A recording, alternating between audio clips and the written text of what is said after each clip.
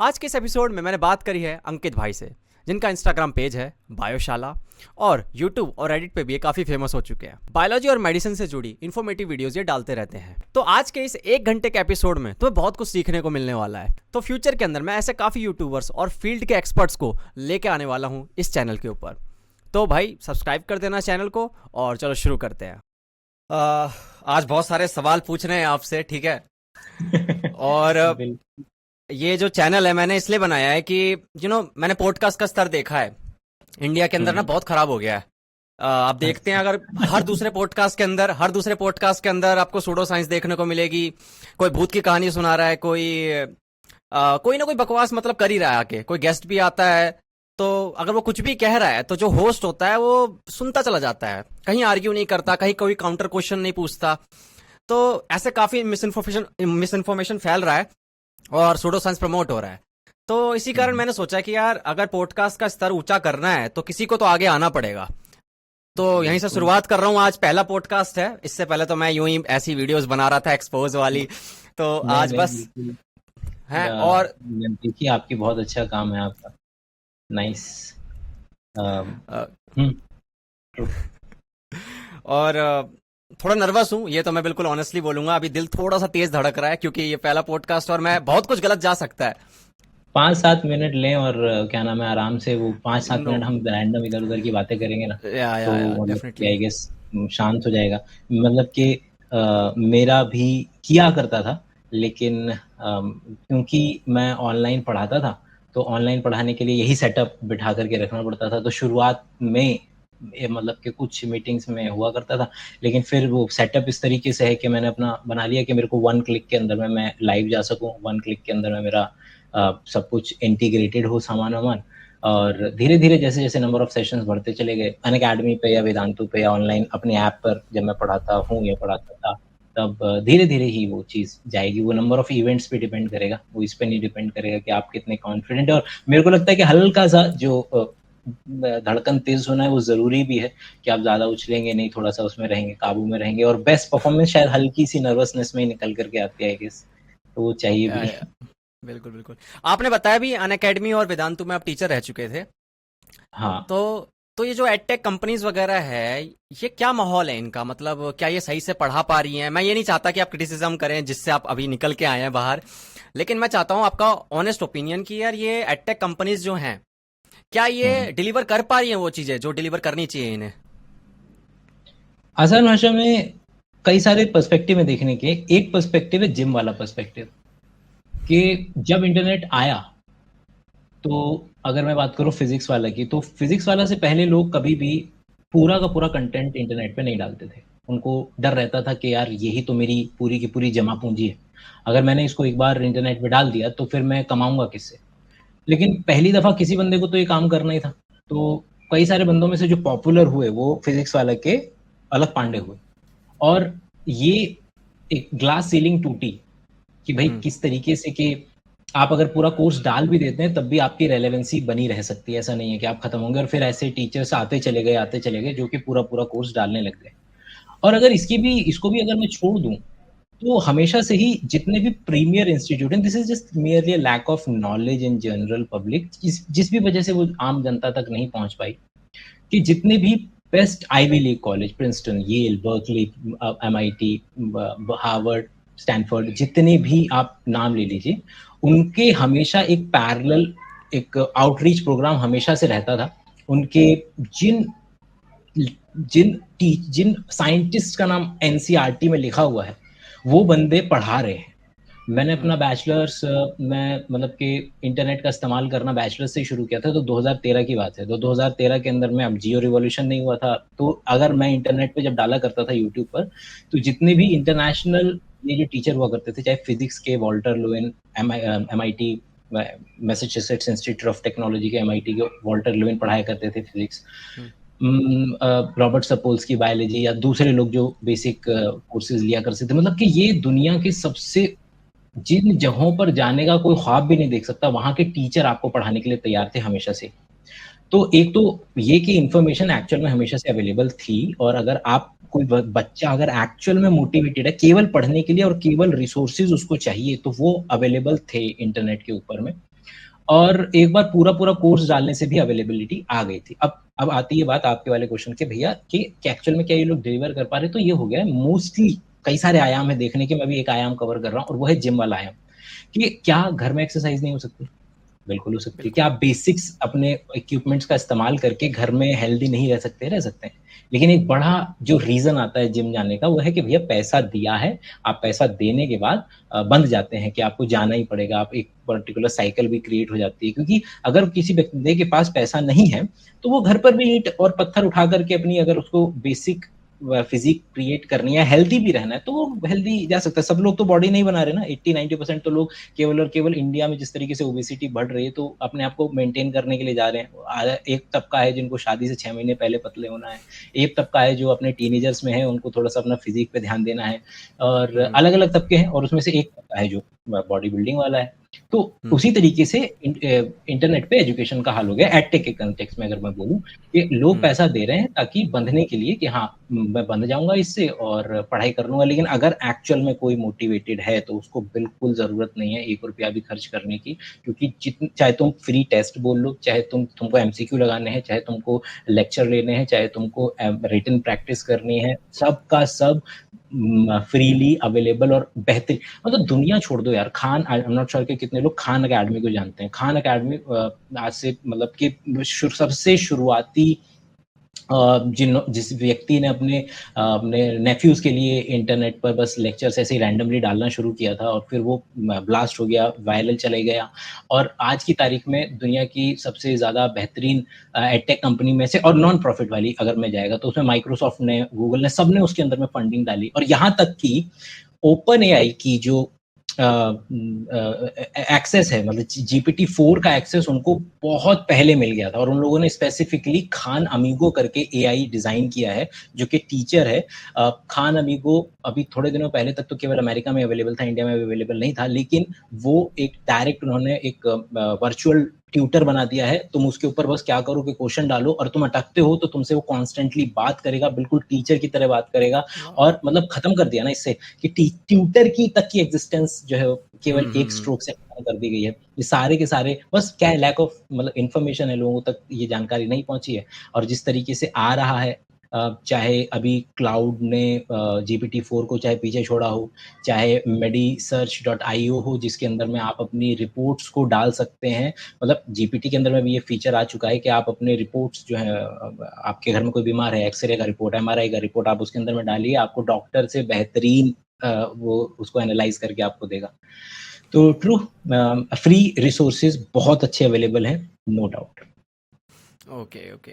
So भैया I'm मेरे को एक sorry, प्रॉब्लम ये भी it है। took a little क्या? bit longer for this answer, ना? नहीं नहीं, कोई दिक्कत नहीं है, कोई दिक्कत नहीं है। आज मुझे वैसे बायोलॉजी की ही एक मास्टर क्लास लगानी है, ठीक है, तो अच्छा, इसी कारण बहुत सारे सवाल लेके आया हूँ। सबसे पहले मैं चाहता हूँ कि एक ना बहुत ज्यादा मिथ है एक, शायद ये, इसको मैं चाहता हूँ कि दूर करो आप, कि पथरी हो जाती है जब किसी को किडनी या गॉल ब्लैडर के अंदर, तो बोलते हैं कि पालक और टमाटर नहीं खाना चाहिए, उससे और बढ़ जाती है। मतलब क्या सच्ची में ये है कुछ, या फिर ये ऐसे ही कोई मिथ है बस? ज्यादातर जितने भी मिथक निकलते हैं, वो हाफ ट्रुथ से निकलते हैं, क्योंकि सच्चाई एक पलड़े पर नहीं बैठी हुई है। हमारा हम्म। सिस्टम इतना कॉम्प्लेक्स है और इतना यूनिक है, कि कभी भी वही वाली बात, कि चीज़ों को वन लाइनर आंसर देना बेहद मुश्किल है। इसलिए मैं अपनी हर रील में बोलता हूँ, आखिर में कोशिश करता हूँ कि भाई इसका एक लॉन्गर वर्जन आएगा, this is just an hmm. Anchor, this was just just a trailer, ये एक ट्रेलर है। अब हम्म। चीज़ें बहुत कॉम्प्लेक्स रहती हैं, तो हमेशा क्या रहता है कि इसके सबूत हमें मिलते हैं, कि जैसे पालक में ऑक्सलेट्स हैं।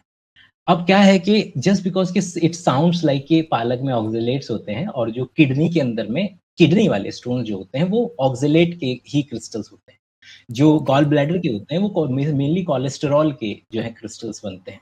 तो क्या होता है कि 2 चीज़ें जब सिमिलर सी साउंड करती हैं, तो लोग उसको इक्वेट करने की कोशिश करते हैं। इसका सबसे प्यारा एग्ज़ाम्पल है कि कोरोना के वक़्त में एक कंपनी थी, उस कंपनी के नाम में ऑक्सीजन आता था केवल और केवल, उसका ऑक्सीजन से कोई लेना-देना नहीं था, हाँ, और सुना जब था मैंने, हाँ। ऑक्सीजन सिलेंडर्स की कमी हुई, तो उस हम्म। पर्टिकुलर कंपनी का जो स्टॉक प्राइस है, वो शेयर। शूट अप कर गया।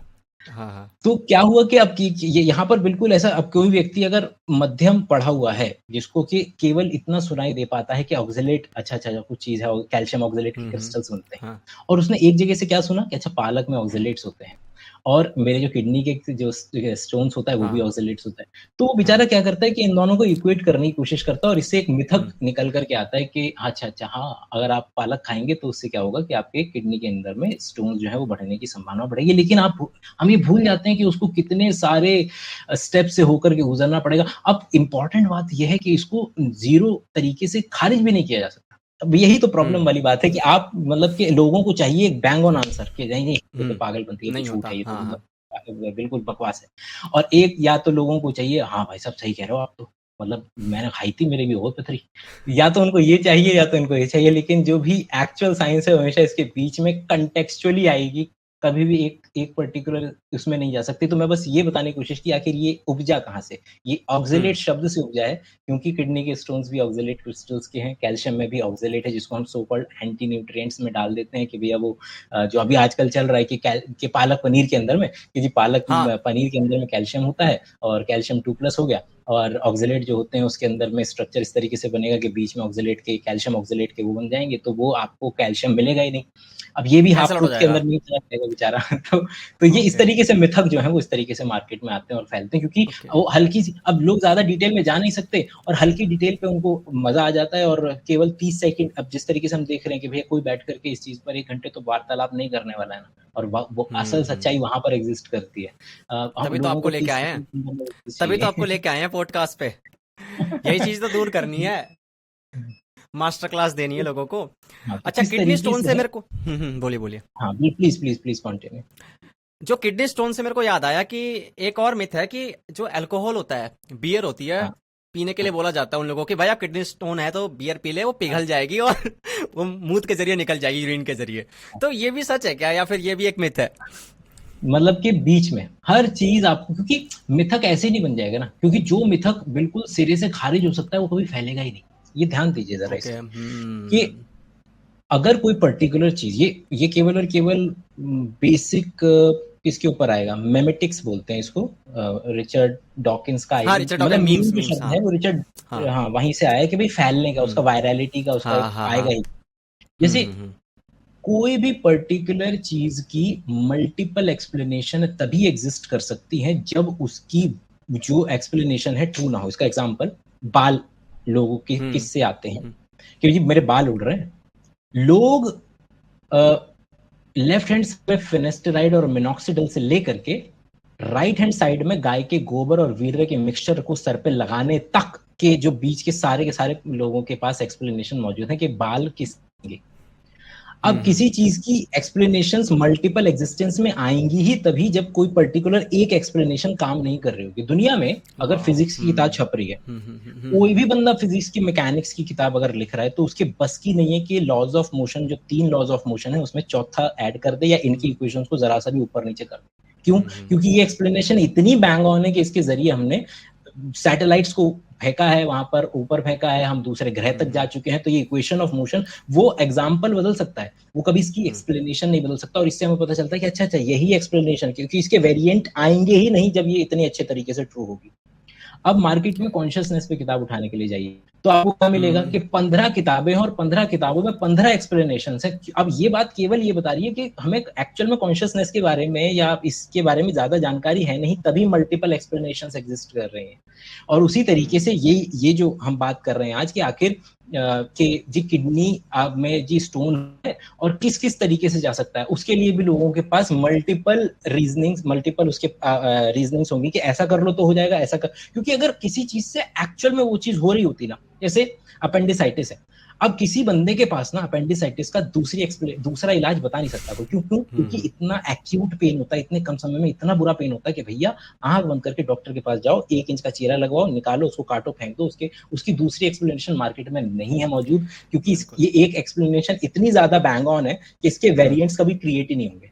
और जो जो हुँ। जो दूसरी एक्सप्लेनेशन कि भई किडनी में से स्टोन कैसे निकालना है, तो उसकी 50 एक्सप्लेनेशन तभी आएँगी मार्केट में जब उसकी कोई हुँ। एक एक्सप्लेनेशन अगर बैंग ऑन होती ना तो हो। बाकी वेरिएंट्स कभी आते ही नहीं। तो इसलिए जब भी आपको देखने को मिलेगा कि अच्छा कि हैंगओवर का सबसे कॉमन एग्जांपल आप ले सकते हैं, इससे दारू से मिलता जुलता, कि हैंगओवर कैसे उतारे। अब हैंगओवर में दोबारा से एक पैग लगाने से लेकर के, हल्दी से लेकर के एक उतारा दही बोलते हैं वगैरह। इसको। अगर तुम सुबह सुबह दोबारा से एक और मिनिमम पैग ले लो, 20 ml का 10 ml का पैग ले लो, तो उसको बोलते हैं कि उतारा हो गया।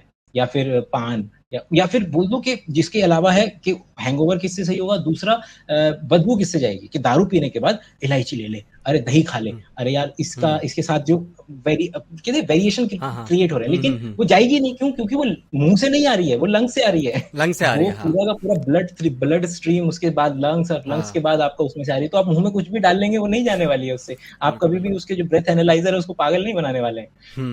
तो एक कोर आइडिया जो मैं बहुत चाहता हूं कि लोगों तक पहुंचे, वो ये है कि जब आपको मल्टीपल एक्सप्लेनेशन मिले ना, तो ये बात समझिए कि उसकी मल्टीपल एक्सप्लेनेशंस आती ही तब है जब शायद एक जो होती है बैंग ऑन ना हो, क्योंकि लॉज ऑफ मोशन की कोई सेकंड एक्सप्लेनेशन नहीं देने वाला है आपको। तो यस। ओके यार, लिटरली मैं आज लग रहा है कि बहुत ज्यादा ज्ञान मिलने वाला है आपसे मुझे, बहुत ही कम समय में। एक आपकी मैंने रील देखी थी, उसके अंदर आप है ना जेनेटिक डिसऑर्डर्स की बात कर रहे थे। इंटरकास्ट मैरिज ना करने के कारण क्या हो रहा है कि जेनेटिक एनोमलिटीज आ रही हैं, और इसका आपने डाटा तक दिखाया था। तो एक बार और बता सकते हो क्या ऑडियंस को कि क्या होता है कि अगर जब हम लोग इंटरकास्ट मैरिज ना करें तो कैसे लॉन्ग टर्म के अंदर जेनेटिक एनोमलिटीज देखने को मिल सकती है? स्पेक्ट्रम ले लेते हैं, एक बिल्कुल लेफ्ट स्पेक्ट्रम पे रखते हैं कि अगर इंसान बंदर के साथ सेक्स करे तो क्या बच्चा पैदा हो सकता है। और बिल्कुल एक इधर रख लेते हैं, ये होता नहीं है, लेकिन फॉर साइंस एक्सपेरिमेंट के लिए मान लेते हैं कि एक भाई और बहन रियल है, रियल बहन और भाई, ये दोनों आपस में सेक्स कर रहे हैं। और एक बिल्कुल जो क्या नाम है, गेम ऑफ थ्रोन्स के अंदर में होता है ना, लैनिस्टर और इन दोनों ये भाई बहन जो होते हैं, ये रियल भाई बहन होते हैं और उनके रियल बच्चे होते हैं सारे के सारे। इधर बिल्कुल रख लेते हैं, क्या रख लूं मैं, बंदर और इंसान रख लिया, डिफरेंट चिंपैंजी। हाँ, तो बिल्कुल स्पेक्ट्रम बना रहे हैं, देख रहे हैं कि होगा कौन से कंडीशन में क्या क्या होने वाला है। तो इंसान और चिंपैंजी अगर सेक्स कर भी लेते हैं तो क्या है कि इंसान के अंदर में कितने क्रोमोसोम है, 46, और चिंपैंजी के अंदर में नंबर ऑफ क्रोमोसोम है 48, मतलब पेयर वाइज, अगर मतलब बगैर पेयर के देखेंगे तो 23 पेयर है हमारे पास, 46 क्रोमोसोम है, उसके 48 है। सेक्स कर भी लिया तो अगर ओवम और स्पर्म अगर कांटेक्ट में आएंगे भी और फ्यूज भी अगर कैसे भी करके तुमने करा भी दिया, तो अगली जनरेशन नहीं बन पाती, क्योंकि क्रोमोसोम के नंबर में अलाइनमेंट में ही प्रॉब्लम आ जाएगी और अगली सेल बन ही नहीं पाएगी, जाइगोट से अगला कुछ हो ही नहीं पाएगा। तुमने अगर जबरदस्ती एक वायरस का इस्तेमाल करते हैं हम, 2 सेल्स को फ्यूज, सेंडाई वायरस का इस्तेमाल करते हैं, फ्यूज करवा भी दिया तुमने कैसे भी करके अगर ओवम को और स्पर्म को, तब भी वो अगला डिवीजन नहीं हो सकता। ठीक है, यहाँ पर हो गया कौन, हम और बंदर। उससे एक कदम इधर आते हैं, उसमें आ जाएगा डंकी और घोड़ा। अब ये क्या है कि इसके अंदर में खास बात क्या है कि घोड़ा और गधा सेक्स कर सकते हैं, बच्चा भी बना सकते हैं, लेकिन वो बच्चा कभी आगे बच्चा पैदा नहीं कर सकता, नपुंसक होता है वो। और ये डेफिनेशन है स्पीशीज की। कोई भी 2 बंदे ऑपोजिट जेंडर के इस दुनिया में उठा लीजिए, अगर वो दोनों सेक्स करके बच्चा पैदा कर पा रहे हैं, फर्टाइल प्रोजेनी, ऐसा बच्चा पैदा कर पा रहे हैं जो आगे बच्चा पैदा कर सकता है, उनको हम सेम स्पीशीज के अंदर में डालते हैं। तो यहां पर हमने क्या देखा, कौन सा है, गधा और घोड़ा हमने मिलाए, लेकिन बच्चा पैदा हुआ, लेकिन वो बच्चा आगे बच्चे पैदा नहीं कर सकता, खच्चर बन रहा है उससे। तो इसलिए ये दोनों अलग पर्टिकुलर स्पीशीज में हमने डाले हुए हैं। ठीक है, एक कदम इधर आए, पहले हम और चिंपैंजी नहीं बच्चा पैदा कर सकते थे, फिर घोड़ा और खच्चर, घोड़ा और गधा जो बच्चा पैदा कर सकते थे।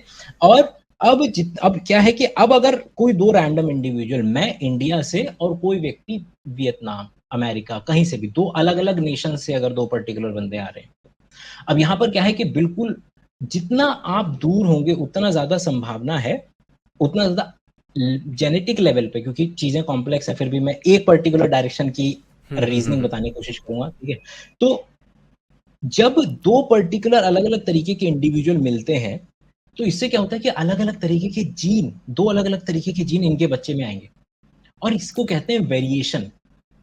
और वेरिएशन कंपैरेटिवली अच्छी चीज है। अब इसका एक एग्जांपल यहां से देखते हैं कि दुनिया के अंदर में आज की तारीख में जितने चीते हैं वो सारे के सारे, एक वक्त में क्या हुआ था कि आप आज की तारीख में किसी भी चीते के अगर स्किन पे अगर चोट लग जाती है, तो किसी भी दुनिया के किसी भी चीता को उठाइए, उसका स्किन उठाइए, उसके ऊपर ग्राफ्ट कर दीजिए, कभी वो रिजेक्ट नहीं करेगा। ऐसा क्यों हुआ? ऐसा इसलिए हुआ कि एक जमाने में चीता की जो पॉपुलेशन थी इतनी कम हो गई थी, इतनी नीचे चली गई थी कि आज की तारीख में जितने चीता एग्जिस्ट करते हैं वो इतनी छोटी सी पॉपुलेशन से आए हुए हैं। तो इनकी स्किन के अंदर में ज्यादा वेरिएशन नहीं है, इनकी स्किन बहुत एक दूसरे से बहुत ज्यादा मिलती जुलती है। भाई मैं जब मेरे को किडनी चाहिए किसी से तो मैं क्या देखता हूँ कि मम्मी से मिल जाएगी, पापा में से मिल जाएगी, मेरी बहन से मिल जाएगी। तो मैं क्या देख रहा हूँ, मैं देख रहा हूँ मेरे कितना जो दूसरा बंदा करीब है मैं उससे ले सकता हूँ किडनी। इसी तरीके से वो चीता जो है वो अपने किसी, क्योंकि वो दोनों आपस में इतने करीब है अपने स्किन के लेवल पे कि किसी भी चीता की स्किन किसी भी दूसरे चीता पे लगाई जा सकती है। Logical okay. है। लेकिन हम्म। उल्टा देखिए, उल्टा भी ट्रू है। उल्टा क्या है कि अगर कल को कोई एक वायरस आ जाए जो केवल हम्म। चीते की स्किन पे अटैक करता है तो वर्ल्ड में जितने चीते हैं सबकी स्किन खराब होगी और सारे के सारे चीते मर जाएंगे। बनाना की जो वेराइटीज हैं, बहुत दुनिया में बहुत पॉपुलर थी, उसके साथ यही हुआ, वो एक ही वायरस आया पूरी दुनिया से वो पूरा पूरा बनाना ही उड़ गया। और आज इंडिया के अंदर में भी हम कैवेंडिश बनाना ही खा रहे हैं। खैर कॉम्प्लेक्स में नहीं जाते, धीरे धीरे नीचे लेकर के आता हूँ। तो मैंने क्या बोला कि मैं और वियतनाम वाली बंदी, मैं या अमेरिका वाली बंदी, जब दो बहुत अलग अलग दूर के हम क्या है, हम हमारी स्पीशीज शब्द के बाद जो दूसरा जो शब्द लोग समझते हैं जानते हैं कि भाई प्लांट के अंदर में हम वैरायटी शब्द इस्तेमाल करते हैं, कुत्ते के लिए हम ब्रीड शब्द इस्तेमाल करते हैं, इंसानों के लिए हम रेस शब्द का इस्तेमाल करते हैं। मतलब स्पीशीज से एक कदम अगर नीचे की बात करूं तो जो गाय की ये ब्रीड है, साहिवाल ब्रीड है, और ये दूसरी ब्रीड है, ब्रीड शब्द का इस्तेमाल कर रहे हैं। तो उसी तरीके से मैं और वियतनाम की फीमेल, बंदी। दोनों की स्पीशीज सेम है लेकिन हमारी रेस अलग हो गई है। रेस अलग होने की ओके। वजह से हमारी बच्चा प्रोजेनी बिल्कुल फर्टाइल होगा और उसके पास दो अलग अलग तरीके के जीन्स का कॉम्बिनेशन होगा। ये जीन का अलग अलग कॉम्बिनेशन जब आएंगे तो हो सकता है कि इंडिया के जो वायरसेस हैं उनसे लड़ने की क्षमता मेरे में हो, विच इज नॉट ट्रू, मेरे में इम्यूनिटी हो, अच्छी मेरे होगी। जीन्स में हो, और वियतनाम के वायरसेस से लड़ने की क्षमता उसमें हो, और दोनों से मिलकर के बच्चे को हाफ जीन इसका मिल रहे हैं, हाफ जीन इसके मिल रहे हैं, तो बच्चे के पास एक बेटर सेट ऑफ क्रोमोसोम अभी क्रिएट हो रहा है लड़ने के लिए। तो मुझे पता चल रहा है कि अच्छा वेरिएशन इज गुड दो अलग अलग लोगों से, क्योंकि बैक्टीरिया भी तो खुद ही डिवाइड कर सकता है ना भाई। Sexual, this is called sexual, the main difference between asexual reproduction और सेक्सुअल रिप्रोडक्शन, कि दो अलग अलग बंदे जब मिल रहे हैं तो वो दो बंदों का हाँ, जेनेटिक मेकअप आ रहा है नए बच्चे के अंदर में, तो वेरिएशन दिला उसके सकते पास हैं हम। संभावना ज्यादा है कि कल को कोई नया वायरस आता है, कल को कोई चीज आती है तो उससे बचने की संभावना ज्यादा है। तो इसलिए इतिहास में एसेक्सुअल के बाद जो अच्छा मतलब सेक्सुअल रिप्रोडक्शन ज्यादा दुनिया के अंदर में नजर आने लगा। अब यहाँ पर जितने दूर बंदे से आप शादी कर सकते हैं विच इज गुड, ठीक है। अब आ जाते हैं किसके पास में, बिल्कुल इस वाले केस में आ जाते हैं, दो भाई बहन के पास में। अब इनके अंदर में यही वाली प्रॉब्लम है जो चीता के अंदर में हो सकती है, क्योंकि चीता के अंदर में क्या है कि दोनों जो दुनिया के जितने भी चीते हैं उनकी एक स्किन दूसरे पे लग जा रही थी। क्यों? क्योंकि दोनों जेनेटिकली बहुत हद तक आइडेंटिकल है। सिमिलर है, उसी सिमिलर है, तरीके हाँ। से ये दोनों भी बहुत हद तक एक दूसरे से आइडेंटिकल है। हम्म। अब क्या है कि जब वेरिएशन होता था तो क्या होता था कि एक का मान लो कि मेरे पास दो क्रोमोसोम है एक पर्टिकुलर चीज के, मतलब जो मुझे मेरी मम्मी एक मम्मी से मिला, एक पापा से मिला है, मेरे पास दो है। मेरी हम्म। पत्नी के पास भी उसको उसकी एक मम्मी से मिला, एक पापा से मिला, उसके पास भी दो है, तो उसके पास हो गए दो, हम्म। मेरे पास हो गए। तो क्या होता है कि अगर कल को मेरे पास एक एक जीन खराब है तो इस बात की संभावना बढ़ जाएगी कि हो सकता है मेरी पत्नी वाले का सही हो, तो बस ठीक है। और इसी को तो मैं बोल रहा था कि अगर मेरा एक खराब है मेरी पत्नी का सही है तो वहां पे काम चल जाएगा। मेरी पत्नी का कोई दूसरा जीन एक खराब हुआ तो मेरे पास वो सही होगा तो काम चल जाएगा। तो जब दूर दूर अगर लोग होते हैं तो एक दूसरे को कॉम्प्लीमेंट कर दिया जीन के लेवल पे ओके। मैंने। लेकिन अगर दो कंपनसेट कर भाई दिया। और बहन है तो इन हम्म। दोनों के पास तो माता पिता तो सेम ही थे ना, तो क्या संभावना हम्म। बढ़ेगी, इनके पास गुड। संभावना बढ़ेगी कि एक ही तरीके के क्रोमोसोम आने लगे, जिसको हम ओके। साइंस की भाषा में या बायोलॉजी की भाषा में होमोजाइगोसिटी बोलते हैं। ओके। क्योंकि यहाँ पर मैं हूं और दूसरा बंदा है तो हम हेट्रोजाइगोसिटी यहाँ पर बढ़वा रहे थे, जो कि विच इज गुड। यहाँ पर क्या होने लग रहा है भाई भाई और बहन के अंदर में कि एक ही तरीके के क्रोमोसोम है, तो कल को क्या हो सकता है कि कोई मैं जितना हाँ, कोशिश हाँ। कर रहा हूँ कि बायोलॉजी की शब्दावली का इस्तेमाल ना करूं, कि एक जैसे जीन जो है अगर खराब जीन मम्मी पे, अगर एक बहन पे खराब जीन है तो संभावना है कि भाई पे भी खराब जीन है, और खराब जीन दोनों के दोनों बच्चे में अगर आ गए तो वो पर्टिकुलर संभावना वहां से ये चीज क्रिएट होती है कि अगर आप बहुत ही ज्यादा क्लोज होंगे एक पर्टिकुलर किसी पर्टिकुलर अपने खानदान के अंदर में किसी दूसरे व्यक्ति से शादी कर रहे हैं, जो कि कजन मैरिजेस के अंदर में, फर्स्ट कजन मैरिजेस के अंदर में, क्योंकि जो जो डिस्कशन हुआ था वो ये हुआ था कि पाकिस्तान से बहुत ही चुनिंदा पॉपुलेशन उठ करके कहाँ जा रही थी, यूरोप जा रही थी, और वहां पर ये पर्टिकुलर केस देखने के लिए मिल रहे थे। देखा जाए तो ये पाकिस्तान में नंबर 1 पे है। फर्स्ट कजन मैरिजेस सबसे ज्यादा पाकिस्तान में होती है, मतलब कि अरेबिक कंट्रीज में भी उतनी नहीं होती हैं। और जो दूसरा मिथक है कि लोगों को लगता है कि हिंदूज में नहीं होती है, उसमें भी होती है। नीचे south southern south India India के में। अंदर में अच्छी खासे पॉपुलेशंस हैं जिनके अंदर में फर्स्ट कजन मैरिजेस होती हैं। और ये हमेशा से जो जो इतिहास में हुआ करता था वो पावर और उसके लिए हुआ करता था कि भैया जो रॉयल का फैमिली खानदान है। हुआ करते थे, वो चूंकि अपनी वेल्थ को डाइल्यूट नहीं करना चाहते हैं, चाहते थे कि भाई मेरे ही खानदान में ये वेल्थ रहे, तो वहां पर बहुत ज्यादा कॉमन था अपनी फर्स्ट कजन से शादी करना। जिसके अंदर मैं बोला था मैंने कि डार्विन ने भी अपनी फर्स्ट कजन से शादी की थी, आइंस्टीन ने भी अपनी फर्स्ट कजन से शादी की थी, और डार्विन के केस में तो शायद बच्चे को मतलब कॉम्प्लिकेशंस आई हुई थी। तो परसेंटेज बढ़ती है। अब इसकी वजह से इसका जो टर्मिनल सॉल्यूशन निकलेगा भावी भविष्य में वो ये है कि भैया, क्योंकि सर्गे ब्रायन और लैरी पेज जो कि गूगल के फाउंडर हैं, तो उनकी जो वाइफ है, तो उनकी वाइफ ने एक कंपनी चालू की थी 23andMe। 23andMe कंपनी अब इंडिया में भी आ चुकी है। अब उसके अंदर में क्या है कि मेरे ख्याल से अभी चल रहा है 99 या $120 का चल रहा है। आपको वो ऑर्डर कर दो, वो किट घर पे भेजेंगे। उस किट के अंदर में बस आपको थूक करके भेजना है, थूक करके भिजवा दो, और वो आपका पूरा जेनेटिक एनालिसिस करेंगे। आपको बताएंगे कि आप कौन सी पर्टिकुलर पॉपुलेशन से हैं, आपका कैंसर के लिए क्या ससेप्टेबिलिटी है, डायबिटीज के लिए, हाई ब्लड प्रेशर के लिए क्या ससेप्टेबिलिटी है, किस तरीके की डिजीजेस आपको होने की संभावना है भविष्य के अंदर में, किस तरीके। और अब इसमें जो सो कॉल्ड एक जमाने में लोग कुंडली मिला करके चेक करा करते थे, विच इज नॉट ट्रू, हाँ, मतलब जो सूडो मैं साइंस के अंदर जानता में जा रहा था। लेकिन एक्चुअल में भविष्य में आपकी कुंडली बनाई जाएगी जो एक्चुअल में ये बता पाएगी कि whether you both are compatible और नॉट, कि आपके बच्चे की जो होने की जो संभावनाएं हैं वो किस तरीके की हैं। तो बिल्कुल ऐसा हो सकता है कि दो वहां पर ये लोगों को लिबर्टी मिलेगी कि गलती से तुमने अगर मान लो कि अपनी फर्स्ट कजन से प्यार कर लिया, तो क्या करा लो, अपना जेनेटिक सीक्वेंसिंग का टेस्ट करा लो। अगर उसके अंदर में तुम्हारी जो प्रोबेबिलिटीज हैं कम निकल रही हैं, तो please go ahead and get married. अगर नहीं निकल रही हैं तो फिर you have to decide on your own कि आपको शादी करनी है कि नहीं करनी है। लेकिन ये पॉपुलेशन के लेवल पे चलता है कि मतलब इसकी कोई गारंटी नहीं। लोगों को एक तो गारंटी चाहिए होती है कि अच्छा हमारे तो नहीं हो रही है, हमने तो हमारी तो फर्स्ट कजन से ही हुई थी, हमारे तो नहीं हुआ कुछ, हमारा तो लौंडा बिल्कुल सही पड़ रहा है। लेकिन इट इज अबाउट पॉपुलेशन के लेवल पे आप देखेंगे तो हाँ। एक मतलब जो आम पॉपुलेशन के कंपैरेटिवली इस पर्टिकुलर पॉपुलेशन में जो रिसेसिव डिजीजेज हैं, जो रिसेसिव होने की वजह से होती हैं, वो कंपैरेटिवली ज्यादा देखने को मिलेंगी आपको। ओके।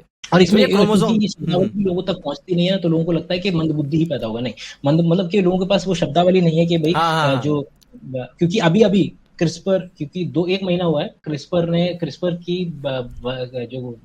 क्रिस्पर जो टेक्नोलॉजी है, उससे 2 पर्टिकुलर ड्रग्स जो है वो मार्केट में एफडीए ने अप्रूव की हैं, जो कि सिंगल इंजेक्शन के अंदर में या कपल ऑफ इंजेक्शंस के अंदर में आपकी जेनेटिक डिजीजेस को क्योर कर रहा है। और उसके अंदर में थैलेसीमिया और सिकल सेल एनीमिया ये दोनों आई हैं। 1 या 2 महीने पहले की बात है केवल और केवल, कि हमारे पास लिटरली जेनेटिक डिसऑर्डर्स के लिए अभी अभी 1 महीने पहले हाँ, जेनेटिक हाँ, डिसऑर्डर्स के लिए, जो कि हम कहते थे भैया बच्चा पैदा हो गया तो हो गया बेकार, अब तो ये भी खत्म हो रहा है। मतलब बाई चांस तुमने बच्चा पैदा कर भी लिया और उसको उसकी वजह से सिकल सेल एनीमिया या थैलेसीमिया जैसी जो कि इस वजह से जो डिजीजेस रिसेसिव ट्रेट्स की वजह से हो रही थी, अगर वो हो भी गई तो भी हमने वो टेक्नोलॉजी आज, जाहिर सी बात है वो $1 मिलियन इंजेक्शंस हैं अभी, हाँ, लेकिन हर चीज जब शुरुआत होती है तो बहुत महंगी आती है। सबसे टॉप के बंदे ही उसको अफोर्ड कर पाते हैं, फिर धीरे धीरे चीजें और आगे बढ़ती हैं, उसकी कीमत कम होती है। इस बात का अंदाजा आप इस बात से लगाइए कि भाई आज से केवल और केवल 20 साल पहले जो किसी बंदे का जेनेटिक सीक्वेंसिंग कराने का जो खर्चा आएगा, वो तकरीबन तकरीबन मान लो कि $3 बिलियन, मतलब कि $1 बिलियन हो गया 7,000 करोड़ से 25,000 करोड़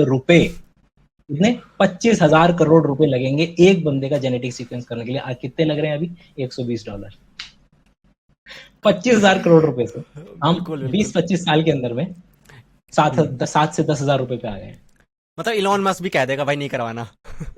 हैं। हाँ। ये जो जो क्रोमोसोम से जो डिसीजेज होती है, जो एक होता है ना डाउन सिंड्रोम होता है जिसमें कॉपी बन जाती है 21st पता नहीं कौन से क्रोमोसोम की, तो वो भी क्या है क्रिस्पर टेक्नोलॉजी ठीक कर सकती है फ्यूचर के अंदर?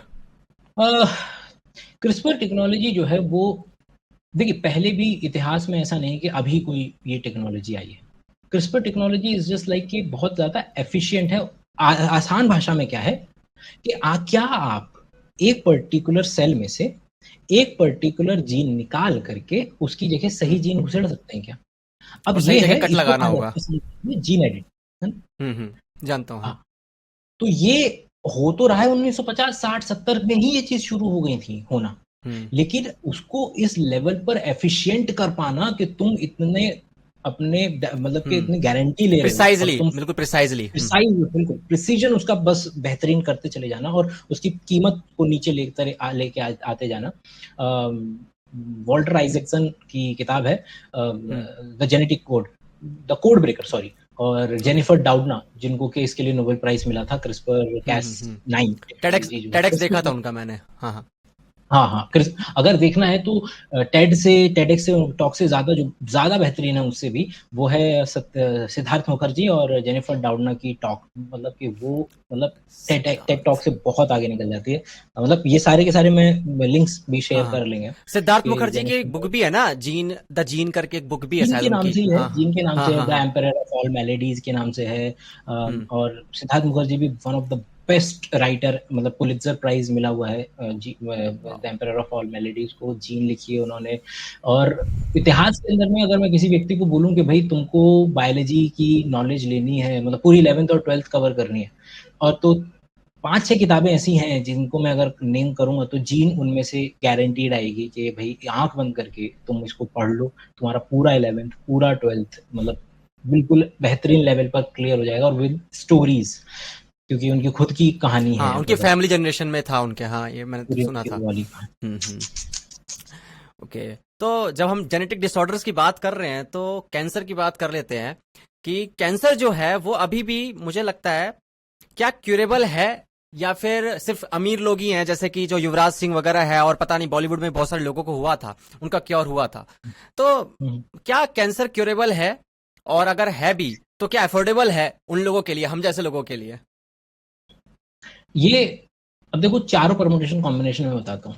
मेरे खानदान में भी ऐसे लोग मिल जाएंगे जिनके पास ज्यादा पैसा नहीं था, सरकारी अस्पताल से कैंसर ट्रीट करवाया, ठीक है।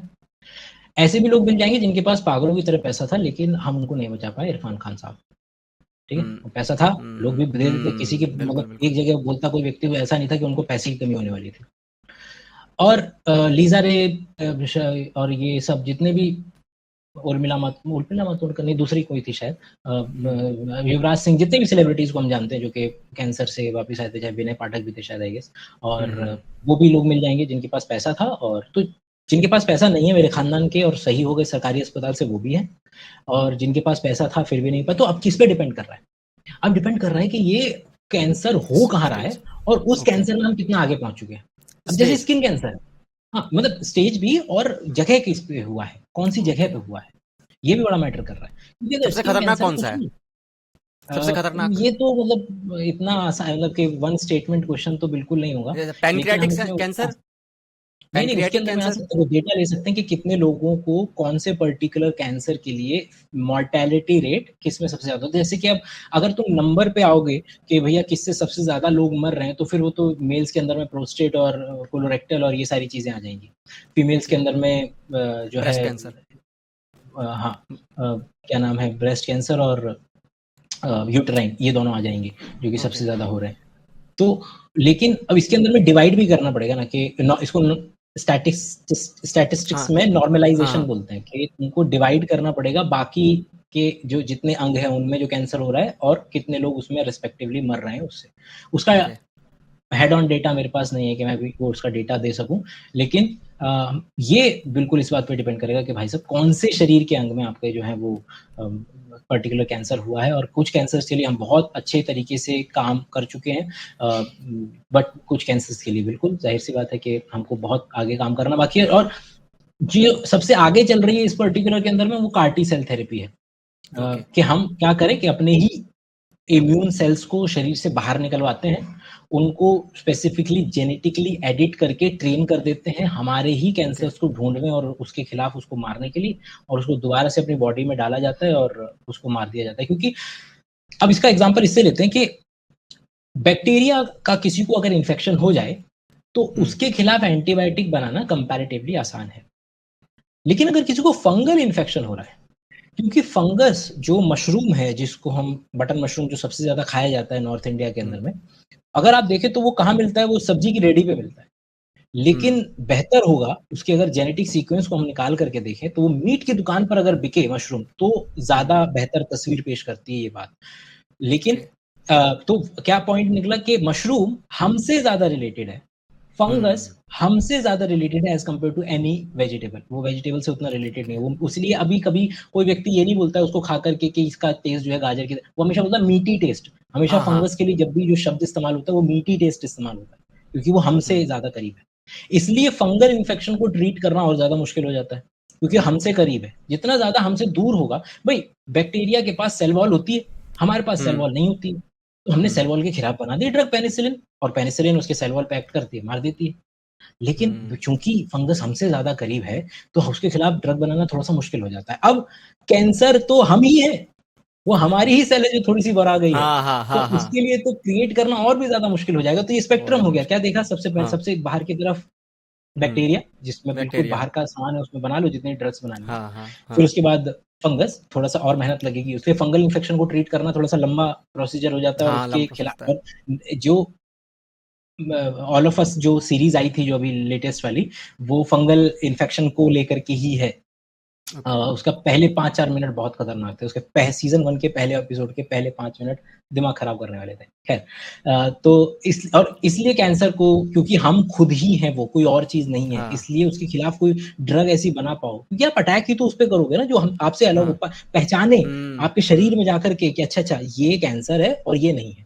और हम बस जो हम्म। हमारी इम्यून सेल्स है उनकी इसी कैपेसिटी को एनहांस करने की कोशिश करते हैं कि कैंसर सेल एक्चुअल में कुछ ऐसे मॉलिक्यूल्स अपने सरफेस पर बनाने लगती हैं जो कि नॉर्मल कंडीशन में वो नहीं बनाएंगी। और वो इतना ज़्यादा सूक्ष्म है कि हमारे पास ऐसा कोई मेथड नहीं है अभी कि हमारे शरीर में जाकर के वो पर्टिकुलर चीज़ को आइडेंटिफाई कर पाए। वो आइडेंटिफाई कर रहा है हमारी इम्यून सेल्स। हम उन्हीं को बाहर निकाला, उन्हीं को ट्रेन किया, उन्हीं को वापस डाल दिया, और उससे हम कार्टी सेल थेरेपीज़ करने की कोशिश कर रहे हैं। जिस तरीके से अभी मैं इन्फॉर्मेशन दे पा रहा हूँ कि 1 महीने पहले ही एफडीए ने अप्रूव किया है इंजेक्शन थैलेसीमिया और सिकल सेल एनीमिया के लिए। उसी तरीके से हो सकता है अगले कुछ सालों के अंदर में हमारे पास ये भी इन्फॉर्मेशन हो कि इसके लिए भी हमारे पास बिल्कुल पहुंच चुका है आम आदमी के लिए। फिलहाल तो हमारे पास वही है कि ओके। इंडिया के अंदर में भी टाटा इंस्टीट्यूट है मुंबई के अंदर में कैंसर वाला, वही नंबर 1 पे है, और इंडिपेंडेंट लैब्स हैं जो जिनमें ये सारा का सारा काम होता है, डेली के हिसाब से काम होता है। और आपको क्योंकि सबसे बड़ा मिथक है कि लोगों को लगता है कि कैंसर कोई एक चीज है। कैंसर लिटरली 500 सेपरेट अलग-अलग डिजीजेज़ हैं उसमें।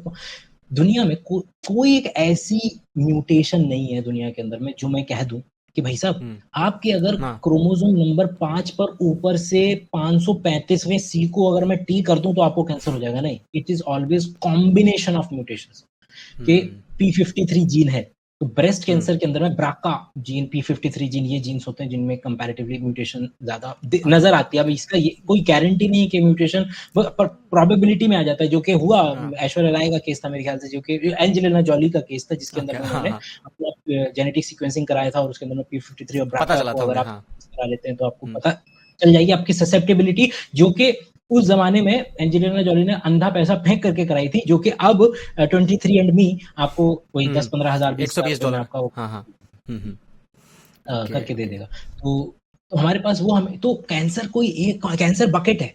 बिल्कुल उसी तरीके से जैसे विटामिन्स होते हैं ना, तो विटामिन्स के अंदर में लोगों को लगता है कि जैसे विटामिन ए है तो विटामिन ए या विटामिन बी कॉम्प्लेक्स बोल देते हैं, उससे ज़्यादा अच्छे से लोगों को पता चल जाता है। रेटिनॉल, रेटिनोइक एसिड, रेटिनॉल, ये सारे के सारे विटामिन ए ही है। तो ओके। मॉलिक्यूल के लेवल पे जाओगे तो 10-15 मॉलिक्यूल मिलेंगे, उसकी बकेट को विटामिन ए बोल देते हैं।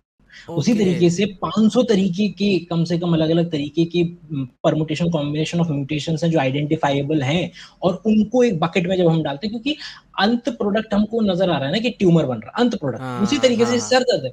अब सर दर्द हम्म। को क्या, भई गर्लफ्रेंड छोड़ के गई है इसलिए सर दर्द हो रहा है, किसी ने सर पे हड़कौरा मार दिया, कि क्या नाम है, कहीं मेनिंजाइटिस हो गया है तुम्हारे को, या फिर हम्म। हेमरेज हो गया है। कितनी सारी चीज़ें हैं जिसकी वजह से तुमको सर दर्द हो सकता है।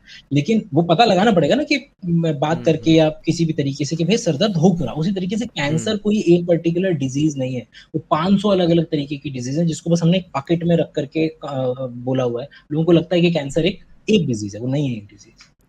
ओके। वाओ। भैया 500, और भैया इधर 500 तो हम। बिल्कुल इतनी इंडिपेंडेंट है, सबको अलग तरीके से ट्रीट करना पड़ता है। ओके, तभी इतना कॉम्प्लिकेटेड है ये। हाँ, ये और यही डिजीज इतना। यही सबसे मतलब दो मेन हाँ चीज़ है कि हाँ। 500 तरीके के कैंसर हैं, और उससे भी ज़्यादा होंगे। 500 तो मैं प्लेस होल्डर की तरह ही बोल रहा हूँ। और क्या नाम है कि हमारा ही है। हम खुद उसमें जो खुद से डिफरेंशिएट लड़ना है। नहीं कर पाते। हाँ, कि हाँ, डिफरेंशिएट अच्छा। न कर पाने की जो प्रॉब्लम चल रही है कि हम डिफरेंशिएट ही नहीं कर पा रहे हैं उसको। तो पता कैसे करें? मारें किसको? मतलब पता तो चले कि ये है, इसको मारना है, पता ही नहीं चल पा रहा है कि किसको मारना है। ओके। आजकल ना मैं एक चीज नोटिस कर रहा हूँ, मेरे कुछ हाँ, दोस्त वगैरह उनकी शादी वादी हुई है, और शादी के बाद जब उनका लड़का वगैरह भी हुआ है, बच्चे वगैरह हुए हैं, तो वो बताते हैं यार सी सेक्शन से हुआ है। और ये मैं हर जगह बहुत जगह देख रहा हूँ कि नॉर्मल डिलीवरीज अब हो ही नहीं रही है। मतलब मैं रेयरली सुनता हूँ कि नॉर्मल डिलीवरी हुई है, और सी सेक्शन सुनने को मिलता है। तो क्या लगता है, ये मतलब कुछ कुछ गड़बड़ हमारे शरीर में हो रही है, या फिर ये डॉक्टर का कुछ नया तरीका निकला है एक्स्ट्रा पैसे ऐंठने का? इंसेंटिव। अब इसको इस तरीके से समझा जा सकता है कि अगर कोई इंसेंटिव पे काम चल रहा है, जैसे कि आप अगर प्राइवेट हॉस्पिटल्स के अंदर में जाते हैं, तो नॉर्मल डिलीवरी होगी, प्राइवेट में भी लगा लो तो 50,000 रुपये। मतलब होनी तो 10-15 में हम्म। चाहिए, लेकिन प्राइवेट में दिल्ली का मैं रेट बता करके चलता हूँ, तो दिल्ली में 50,000 हम्म। रुपये में तुम्हारी नॉर्मल डिलीवरी सारा एक्सपेंसेस मिला करके हो जाएगी। और इसमें लग सकते हैं 2 से 3 दिन तक भी, क्योंकि आप इधर से ऑक्सीटोसिन देंगे, मतलब लेबर इंड्यूस कराएंगे, लेबर इंड्यूस कराने के बाद आपको केवल मॉनिटर करना है, वेजाइनल डायलेशन चेक करते रहना है। वेजाइनल डायलेशन एक हद तक पहुंचेगा, तब जाकर के आप उसको ओटी में लेके जाएंगे और उसके ऊपर हम्म। लगाएंगे कम से कम 4-5 घंटे। डॉक्टर मशक्कत करेगा, पसीने में ना जाएगा पूरा का पूरा, तब जाकर के बच्चा निकलेगा, और उसको मिलेंगे 20,000 रुपये, 25,000। और एक दूसरा तरीका है जिसके अंदर में आप 15 मिनट के अंदर में एक चीरा लगाएंगे और उसके अंदर में से बच्चा निकाल देंगे और अपने जूनियर डॉक्टर को बोलेंगे सिल लो, और आप चले जाएंगे। दिन के अंदर में आप 4 से 5 सर्जरी कर सकते हैं। 4 से 5 सर्जरी, और एक सर्जरी का आपसे 1.5 से 2 लाख रुपए चार्ज किया जाएगा। तो ये क्या है, एक इंसेंटिव का एनवायरनमेंट ही इस तरीके से क्रिएट हो गया है कि अब डॉक्टर को जो जो चीज कम समय ले रही है, जो चीज आसान है, उसका डॉक्टर ज्यादा चार्ज कर पा रहा है, हॉस्पिटल ज्यादा चार्ज कर रहा है। और एक चीज जो कि क्या है कि पूरा 2 से 3 दिन ले रही है, पूरी मशक्कत करा रही है, और वो 2 से 3 दिन जाएंगे तब जाकर के उसको 10-15 हज़ार मिलेंगे डॉक्टर, क्योंकि तुम पूरी डिलीवरी के 50 ले रहे हो, तो डॉक्टर को तो हम्म। 10-15 ही मिल पाएंगे ना, केवल और केवल। बाकी तो हॉस्पिटल या बाकी चीजों में चले जाएंगे पैसे के पैसे। हम्म। तो एक एक ये समझ में आ रहा है कि एक इंसेंटिव क्रिएट सा होता हुआ नजर आता है। तो डब्ल्यूएचओ बोलता है कि भैया ऐसा है कि 10-15-20, मान लिया कि इतने परसेंट डिलीवरी जो है वो जेन्युइन केसेस हैं, जिसके अंदर में आपको क्या कराना पड़ेगा, सी सेक्शन की जरूरत पड़ती है। लेकिन इससे ज्यादा अगर हो रहा है तो हम पॉपुलेशन के लेवल पे, जैसे कि सुसाइड है, तो सुसाइड पॉपुलेशन की समस्या है ना, कि हम समाज के, हम देख रहे हैं कि दिल्ली में अगर हर साल 5 लाख सुसाइड होते हैं, तो हम देख रहे हैं कि हर साल वो 5 लाख मेंटेन्ड है, क्योंकि हमारा इस तरीके का एनवायरमेंट इस तरीके से क्रिएटेड है कि हर साल वो सेम नंबर रिपीट होता चला जा रहा है। यहाँ पर ये मुझे जो लगता है वो इंसेंटिव का प्रॉब्लम है, कि भाई साफ नजर आ रहा है और डॉक्टर, और आपको अगर डॉक्टर ने बोल दिया कि भाई साहब हम बता रहे हैं, हम तो बता रहे हैं बच्चे की जो अम्बिलिकल कॉर्ड है वो इधर लपट गई है, बच्चे ने उल्टी कर दी है, बच्चे के फियर का मुंह में यूज पानी करेगा चला गया। वो डर का हाँ, यूज करेगा।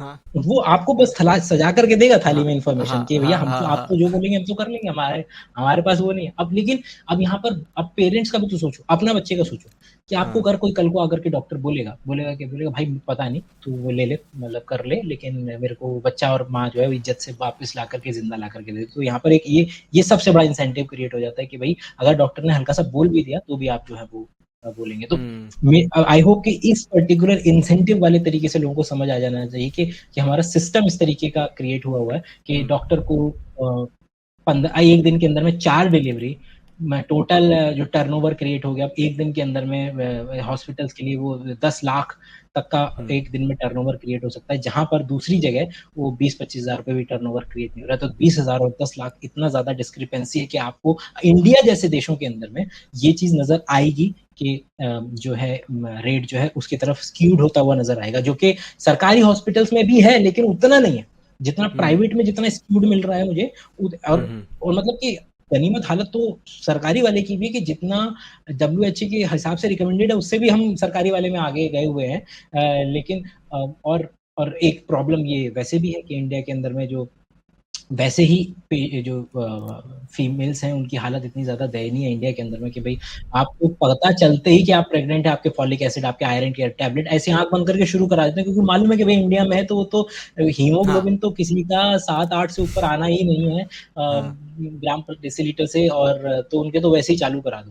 तो और जब देश आजाद हुआ था तो मतलब आपके मरने की, किसी औरत के लिए मरने की जो सबसे ज्यादा संभावना थी वो इसी पर्टिकुलर चीज से थी कि आप 4 बच्चे पैदा करेंगे, उसमें से फिर आपका मरना तय है ऑलमोस्ट। कि आप मतलब 1973-72 में जाकर के हमने ये रूल्स आए थे कि भाई किस तरीके से अब आप अबॉर्शन कर सकते हैं, आप ये सारी चीजें, मतलब उससे पहले तो अगर आपने कर लिया कि हम्म सेक्स कर लिया अगर रैंडमली, तो सेक्स करने के बाद अगर बच्चा हो गया तो वो तो उसका तो सरकार भी आपसे मतलब वो वाला हिसाब है कि अगर आज से जब तक जो दफा हमने नहीं हटाई थी एलजीबीटीक्यू कम्युनिटी वाली, उससे पहले तो लिटरली पुलिस वाले जो फेसबुक या ऐसी जगहों पे जाकर के मैसेज करते थे, लोगों को बुलाते थे जो गेज हैं, उनको वहां बुला करके और फिर उनको एक्सटॉर्ट करते थे पैसे के लिए, क्योंकि सरकार के हिसाब से वो इलीगल काम है कि आप गे नहीं हो हम्म। सकते, आपको मतलब क्राइम हाँ की हाँ कैटेगरी में डाला होता है, अभी डिक्रिमिनलाइज ही तो किया है हाँ हाँ केवल हाँ और हाँ। केवल। तो क्या करते थे, लिटरली पुलिस वाले मैसेज करते थे, बुलाते थे और एक्सटॉर्ट करते थे मनी के लिए। तो वही हालत थी 1975 से पहले इंडिया में प्रेग्नेंट वुमेन की, कि प्रेग्नेंट वुमेन अगर चाहती भी है बच्चे को अबॉर्ट करना तो करा ही नहीं सकती। और पूरा का पूरा माफिया एग्जिस्ट करेगा, और वो तो अभी भी करता है, कि जिसके अंदर में आप बच्चे को अबॉर्ट कराएंगे तो अंधा पैसा, मतलब माँ बाप फिर अंधा पैसा भी देते हैं, क्योंकि बच्ची है, बच्ची प्रेग्नेंट हो चुकी है, और सरकार के हिसाब हम्म। से इलीगल के बच्चे को अबॉर्ट कराना। और फिर जब ये कानून आए तब जाकर के फिर भी तब थोड़ी सी रिहायत मिली है लोगों को। ओके। अभी भी केसेस मतलब चलते हैं कि आप किसी पर्टिकुलर मंथ पे जो है वो अबॉर्ट करा सकते हैं। तो अभी लेटेस्ट एक केस आया था जिसके अंदर में, अब इंडिया का सिस्टम भी तो इस तरीके का है कि जब तक आपकी डेट आएगी तब तक आपके मेरे ख्याल से 2 बच्चे और हो चुके होंगे, तो उसके अंदर वाली प्रॉब्लम भी चल रही है कि जल्दी करना कौन पड़ेगा फास्ट कॉन्डम यूज ही नहीं ट्रैक। करना है। कॉन्डम यूज ही नहीं करना है। उसमें मेरे और मैथ्स वो के भी सर। 97। हम्म, हाँ, बोलो बोलो। 2-3 चीज़ें जो इसमें भी हैं, बहुत सारी चीज़ें कि लोग डर करके 2 कंडोम इस्तेमाल करते हैं, व्हिच इज़ जो कि ज़्यादा चांसेस हैं जिसके फटने के। 2 मतलब लोग क्या करते हैं, उनको लगता है कि एक फट गया तो दूसरा बचा लेगा, जबकि 2 अगर लगाए ना तो गारंटी मतलब बहुत ज़्यादा हाँ, चांसेस हैं फ्रिक्शन बहुत उसके। ज्यादा हो जाता है, फ्रिक्शन बहुत हो जाता है हाँ, ना उससे। और हाँ, और दूसरा क्या नाम है कि अगर आप कंडोम लेकर के आते हैं, क्योंकि लेटेक्स वाला है, लेटेक्स थोड़ा-सा क्या है, हाँ। ऑयल की तरफ जाता है, तो उसके साथ लोग क्या, अगर तेल इस्तेमाल कर लुब्रिकेंट। रहे हो तो फटेगा, लुब्रि क्योंकि हम्म लाइक चीज़ें जैसी होती हैं उसमें डिसॉल्व होती हैं, तो लेटेक्स का इधर कंडोम है, हम्म और इधर तुम्हें अगर यूज़ करना है तो लुब्रिकेंट यूज़ करना है तो वाटर बेस्ड लुब्रिकेंट इस्तेमाल करना है। अगर कोई हम्म तेल-वेल इस्तेमाल किया तो वो कंडोम यूज़ कर रहे हो नहीं कर रहे हो, तुम्हारा आप मतलब कि वो डिसॉल्व हो जाएगा, और मतलब उसको तो थोड़ा-सा ही डिसॉल्व होना है ना। और हम्म। इंडिया में लोग तेल कंपैरेटिवली ज़्यादा इस्तेमाल करते हैं कंडोम के साथ, तो ये ज़्यादा बुरी बात है कि उसके कुछ लोग साथ अगर वैसलीन इस्तेमाल लगा करेंगे लेते तो हैं, वैसलीन भी यूज करते वाटर हैं कुछ बेस्ड लोग। क्या चीज़? वैसलीन नहीं होती, वैसलीन। हाँ, हाँ, हाँ, हाँ, बस हाँ, ये इंडिया में ना, मैं तो ये न्यूज वगैरह पढ़ता हूँ तो बहुत वियर्ड स्टोरी सुनने को मिलती है कि ये लोग क्या क्या इंसर्ट कर लेते हैं और क्या क्या एक्सपेरिमेंट करते हैं ये अपने प्राइवेट पार्ट्स के साथ, तो मैं डर जाता हूँ एक बार सोच सोच के तो। एग्जिस्ट करते आ, एग्जिस्ट करते मतलब मेरे ये मैथ्स के जो चाहिए ना, मतलब कि वो 9th के बच्चे, 9th से 11th तक का जो बच्चा है, मतलब सेक्स एजुकेशन चाहिए भाई, बहुत अच्छे लेवल पे चाहिए। तो अगर नहीं दी हम्म, जा रही है तो वो नज़र आएगा पॉपुलेशन के अंदर में कि लोगों को हाइजीन का उस लेवल पे पता ही नहीं होगा, मतलब बात ही नहीं करते ना अपन तो। मतलब कि अगर किसी को हम्म, प्राइवेट गुप्त, उसका उसका ये नाम अपने आप में कितना कुछ बता रहा है कि उसका गुप्तांग। नाम है गुप्त रोग, कि बताना ही नहीं है किसी को उसके बारे में। ये कितनी बड़ी हाँ। जानकारी दे रहा है हमको एज़ पॉपुलेशन हमारे बारे में, हम्म। कि घबराएँ नहीं, आकर मिलें, जो सरकारी दवाखाना, जो जितने भी सेक्सोलॉजिस्ट हाँ हाँ हाँ वो लगाते हैं, जितने मिलते हैं, हाँ। क्या क्यों है वो इतना ज़्यादा, ये यही तो बता रहा है कि हम कितने ज़्यादा टबू टॉपिक्स के अंदर में आता है, कि जी हम्म वो औरतों, जो मैंने उस दिन शेयर भी किया था, पीरियड जो डॉक्यूमेंट्री है, जो हम्म हम्म हम्म जिसको ऑस्कर भी मिला था, कि हम्म लोगों मतलब मेल्स को और यहाँ तक कि फीमेल्स को भी, मतलब उनको तो हमने हमने खुद फीमेल्स को हम्म। कन्विंस किया हुआ है कि ये बीमारी होती है। ये टैबू है। अपने खुद मेल्स को कन्विंस किया हुआ है कि ये बीमारी, उन्हें पता ही नहीं है कि क्या चीज़ है, क्यों होता है। घर में बहन है, लोगों को आइडिया ही नहीं है कि भैया पीरियड जैसी कोई चीज़ होती है। हाँ, आपने देखा था, न्यूज सुनी थी, एक लड़की जो थी 14 साल की, उसने आत्महत्या कर ली थी कूद कर, जब उसके पीरियड्स हुए थे पहली बार और कोई बताने वाला नहीं था। अगर ये न्यूज शायद पता नहीं, शायद विमो ने ये शेयर की थी स्टोरी पे, आप में से किसी ने, मैंने इंस्टाग्राम पे देखी थी। आई मतलब आई थिंक कि मेरे आई होगी, मतलब आई थिंक ये तो बहुत ही कॉमन है, सब मालूम है। जब स्टडी की गई थी तो लड़कियों के स्कूल छोड़ने का सबसे बड़ा रीजन क्या निकल कर के आया था, कि बच्चों के पीरियड शुरू हो रहे हैं और स्कूलों में टॉयलेट्स ही नहीं है। अब देख लो ना, खत्म हो गई ना बात, कि अगर लड़कियों के पीरियड 12, 13, 14 साल की बच्ची है और उसके पीरियड शुरू हो रहे हैं, और हम्म तुम्हारे स्कूल के अंदर में जो बेसिक नेसेसिटी है टॉयलेट वाली वो एग्जिस्ट ही नहीं करती, तो जाहिर सी बात है ना कि जो एडमिशन रेट है वो फीमेल्स का कितने बुरे हम्म तरीके से नीचे जाएगा। केवल और हम्म केवल तुम टॉयलेट बना करके वो एक अच्छा खासा रेट, मतलब एक बहुत अच्छा मतलब कि इंडिया के लेवल पे तो अगर तुम थोड़े से चेंज करते हो तो वो सीधा लाखों लड़कियों को तुम आप मतलब एलिजिबल कर देते कि हाँ आप हाँ हाँ। स्कूल आ सकते हैं। हम्म। लेकिन वो केवल और केवल स्कूल में टॉयलेट्स ही नहीं है, तो स्कूल भी छुड़वा दिया जाता है। एक वक्त तो था जब सैनिटरी पैड्स पे भी शायद जीएसटी, पता नहीं, वो टैक्स लगता था किसी तरीके का, मुझे सुनने में आता है। वो तो शायद अब वो हुआ तो है, हाँ, हट वो गया ना अभी वो, भी है, वो है, लेकिन अभी भी ट्रू। हाँ, मतलब अभी है ना। उतना खत्म नहीं हुआ है। मतलब जितने, मतलब I am not sure about it, लेकिन कंपनियां तो पूरी जान लगाएंगी ना उसको लेकर के। यस, आई और एम नॉट आज श्योर भी, अबाउट हाँ इट। हाँ हाँ, आज भी जब ऐड आता है उनका तो वो blue ink blue ink use करते हैं। सोचो ये कितना बड़ा टैबू है कि आप मतलब रेड कलर यूज नहीं कर पा रहे। वो ग्रॉस लगेगा, वो मानता हूँ, वो टीवी पे ग्रॉस लगेगा, थोड़ा अजीब लगेगा, लेकिन यार आप खुल के आओ ना सामने, इसके लिए नेचुरल है, एक्सेप्ट करो। ठीक है, मतलब कि इसके अंदर, मतलब मेरे को लगता है कि इस पर्टिकुलर टॉपिक से भी ज्यादा अच्छे, मतलब कि एड्स के कंपैरेटिवली वो यूज किया जा सकता है, जैसे कि मतलब कि इससे ज्यादा समस्या तो ठीक है, मतलब okay fine, no, nothing to add, nothing to. Okay okay. भैया ये बहुत सारे बच्चे ना शिकायत करते हैं कि जो बायोलॉजी है ना उसमें पढ़ना बहुत पड़ता है। एमबीबीएस वगैरह की तैयारी करो, नीट की तैयारी करो, बहुत मेमोराइज बहुत करना पड़ता है, क्योंकि बहुत मोटे मोटे शब्द है। अभी आपने पॉडकास्ट के वक्त भी बोले मैं बच रहा हूँ वो बायोलॉजी वाला वर्ड यूज करने से, क्योंकि बहुत मोटे वर्ड इतने होते हैं, वो सुनते ही ऐसा लगता है मेमोराइज कैसे होंगे। तो कोई तरीका होता है ऐसा कि बच्चे उसको मतलब यूज करके, ट्रिक यूज करके किसी तरीके से मेमोराइज कर सके, उसको फन बना सके थोड़ा। इसके दो तीन आंसर है। पहला आंसर ये कि अपने लेवल पे सोचो कि एक बच्चा है जिसने एक्चुअल में पागलों की तरह मेहनत की और उस पर्टिकुलर चीज को इतना डिटेल में पढ़ा, इतना डिटेल में पढ़ा कि उसको ऑटोमेटिकली वो शब्दावली याद हो चुकी है। कि आप ऐसा तो नहीं ना कि अभी आपको पॉडकास्ट के लिए जितने भी मटेरियल आप इस्तेमाल करते हैं, आप रटते तो नहीं हो ना कि मैं यार इसका निमोनिक्स बना लेता हूँ, ये माइक होता है, ये इसकी ये कंपनियां एग्जिस्ट करती हैं, और ये वाला कीबोर्ड ना ये होते हैं, नहीं करते ना, क्योंकि आप उसमें इतना हम्म घुस चुके हो कि वो पैसिवली पता है हम्म मेरे को कि ये कंपनी होती है, और हम्म नहीं भी याद आया तो तुरंत 5 सेकंड के अंदर में आप उसको इन्फॉर्मेशन रिट्रीव कर सकते हैं। आपके पास दो चॉइसेस हैं, दो डॉक्टर हैं। एक डॉक्टर है जिसने निमोनिक्स के जरिए अपने सारे के सारे वो याद किए हुए हैं, और आप अपनी मदर को लेके गए हो और आप पूछते हो उससे कि भैया ये इनको ये प्रॉब्लम है, और वो वहां पर बैठ के हम्म। निमोनिक्स कर रहा है। जल में मछली, ये मेफ्टल स्पासमिंडोन दे देता हूँ उनको। तो अब ये बच्चा है, एक ये डॉक्टर है और एक वो डॉक्टर है। तो एक तो ये वाला, मतलब बहुत सारे नजरिए हैं, ये मैं एक अभी नजरिया पेश कर रहा हूँ कि ये एक तरीका है कि भैया आपको आपको जाना ही पड़ेगा उसका पर्टिकुलर हम्म, डिटेल में। और हाँ। इंटरेस्टिंगली इनफ कि शायद ये प्रॉब्लम अब सॉल्व हो चुकी है। अब क्या है कि जितने भी आपके medisurg.io करके आपका हम्म वो है, यूएसएमएलई होता है, जिस तरीके से इंडिया में नीट होता है वैसे ही यूएस के अंदर में यूएसएमएलई का एग्जाम होता है। जीपीटी 4 को भी मतलब कि 92% आया है उसका, मतलब कि उसने यूएसएमएलई दिए जो बच्चे देते हैं उनमें से 92 से ज्यादा अच्छा परफॉर्म किया है उसको। और वो आम आदमी इंडिया का भी यूज कर सकता है, इसमें हिंदी में लिख करके वो डाल सकता है कि मेरे ओके को ये पर्टिकुलर ड्रग है, ये किसके लिए होती है, बस इतना लिख दे। ओके। और मतलब बेसिक इन्फॉर्मेशन वो आपको डॉक्टर वाली सलाह नहीं देगा, लेकिन जो हम्म भी आपको एक अवेयर होने के लिए चाहिए वो मिल जाएगी। और अगर आप चाहें डॉक्टर्स के लिए भी, वो उसके अंदर में डायरेक्ट बस 2-3 लाइनें और ऐड करें कि अभी लेटेस्ट रिसर्च पेपर मेरे को इसके निकाल करके दे दो, तो लेटेस्ट रिसर्च पेपर उसका निकाल करके दे देगी।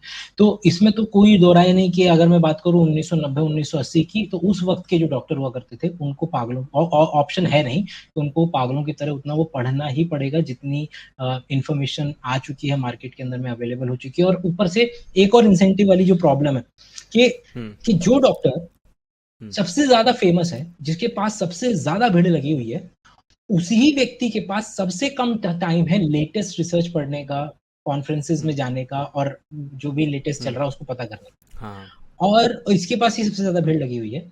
और जो बंदा खाली बैठा हुआ है और जो जा पा रहा है पर्टिकुलर कॉन्फ्रेंसेज में और लेटेस्ट इन्फॉर्मेशन को अपने आप को अपडेट कर पा रहा है, क्योंकि साइंस है और मेडिकल है, हम्म तो इसके अंदर में आपको अपने आप को अपडेट करना ही पड़ेगा। हम्म तो वहां वो बंदा जो है वो खाली बैठा हुआ है, जो कि हम्म जा सकता है या जा पाता है, और जिसके पास भीड़ लगी हुई है उसके पास कोई लेटेस्ट इन्फॉर्मेशन है ही नहीं अभी तक। तो लेकिन जो कि ये ब्रिज कर रहा है, क्योंकि एलेक्सा है मेरे पास अब, और नए एआई आ रहे हैं जिनके साथ मैं 1-to-1 बात कर सकता हूँ। और मेरे पास पूरा एक दूसरी तरफ मेडिसर्च, GPT-4, क्लाउड, ये सारे के सारे एआई आ चुके हैं जिनके पास पूरे वर्ल्ड के आज तक के सारे लेटेस्ट रिसर्च, आज तक के सारे लेटेस्ट बुक्स जितनी भी है मेडिकल फील्ड की, सारी इंफॉर्मेशन उनके पास अवेलेबल है। और आप किसी भी, आप बस मतलब दोनों को लिंक करके एक डब्बा आ जाएगा, कुछ आ भी गया होगा, कुछ मतलब ऐसे हम्म स्टार्टअप्स आ गए होंगे जो हम्म गांव में भिजवाए जा सकते हैं, जो एक एवरेज डॉक्टर से अच्छा परफॉर्म करेगा। क्योंकि इंडिया में भी अगर आप ध्यान देना तो डॉक्टर के पास जाते हैं, शक्ल भी नहीं देखता है, आपके बात दो चार बातें सुनी, हाँ मतलब हाँ 1 मिनट के अंदर में तो आप उसके कमरे से बाहर होते हो। आप उसको बताते हो बिल्कुल। यहाँ ऐसे ऐसे देखेगा, 2 बार सांस लिया, लिखा, निकाल दो। और उसको, क्योंकि उसकी भी मजबूरी है, उसको देखने 500 पेशेंट ओपीडी में आकर के बैठे हो, 2 मिनट से ज्यादा दे ही नहीं सकता। यूएसए में अगर हाँ। 20 मिनट एक पेशेंट पे दिए जा रहे हैं, यहाँ 2 मिनट नहीं दे पाते हैं। तो वो मतलब डब्बा तो बहुत दूर की बात, अब लोगों के मोबाइल में वो चीज आ जाएगी। और मिनिमम लेवल पर आप जो है जिस तरीके से